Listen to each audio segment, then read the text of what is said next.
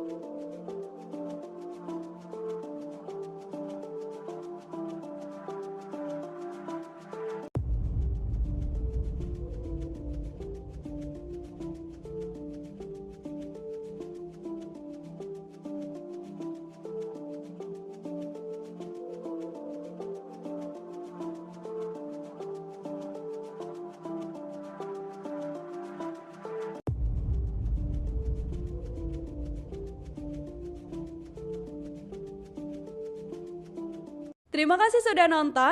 Jangan lupa like, subscribe, dan share ya.